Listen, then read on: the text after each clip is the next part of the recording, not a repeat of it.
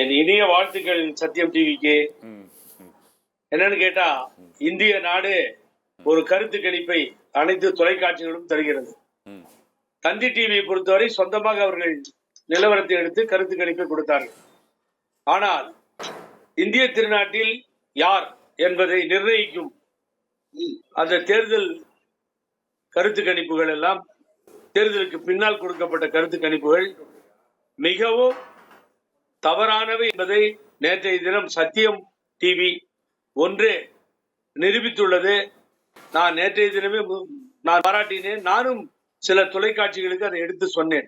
150 250 261, 250 261, என்ன பிகர் இது? 350 361. எனக்கு ஒன்றும் புரியல. இது தப்பா இருக்கு அப்படின்னு.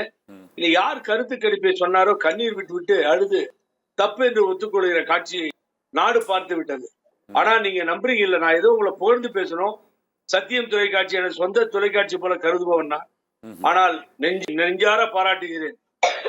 இதயமுள்ள அத்துணை பேர் பாராட்ட வேண்டும். மிக தெளிவாக சத்தியம் டிவி தனது கணிப்பை நிச்சயமாக காங்கிரஸ் கூட்டணி, இந்தியா கூட்டணி இவ்வளவு இடங்களை பெறும் என்பதை மிக தைரியமாக இந்த சூழலில் நீங்கள் சொன்னீர்கள். அது இன்றைய தினம் நிரூபணமாகிவிட்டது. அமைதி எழுந்தது, புயலும் ஓய்ந்தது, ஆணவம் இன்றோடு அழிந்தது என்று சொல்லுவார்கள். அப்படிப்பட்ட ஒரு சூழ்நிலை இப்பொழுது ஏற்பட்டிருப்பதாக கருதுகிறேன். நான் யாரை சொல்லுகிறேன் என்பது உங்களுக்கு புரியாது. மீண்டும் மீண்டும் மீண்டும் சத்திய டிவி கருத்து கணிப்பில் இந்தியாவிலேயே நம்பர் 1 தொலைக்காட்சியாக மாறி இருக்கிறது என்பதை நெஞ்சார பாராட்டுகிறேன், போற்றுகிறேன், போற்றி வணங்குகின்றேன். உங்களுக்கும் சரி, உங்களது தொலைக்காட்சியினுடைய டைரக்டருக்கும் சரி, சத்தியம் டிவியில் இருக்க அத்துணை ஊழியர்களுக்கும் எனது பாராட்டு. சார் நன்றி சார். இப்போது நம்ம தமிழக தேர்தல் முடிவுகளை பற்றி பேச வரலாம் சார். ஓபிஎஸ் எத்தனாவது என்ன சார் 2வது இடம் வந்தார். என்ன பார்த்தாலே உங்களுக்கு இப்ப இந்தியா அளவுல ஞாபகம் வர்றதே இல்ல. உங்களுக்கு என்ன பார்த்தா ஓபிஎஸ் ஞாபகம் தான் வருது உங்களுக்கு. ஓகே, அதுல ஒன்றும் தப்பு கிடையாது.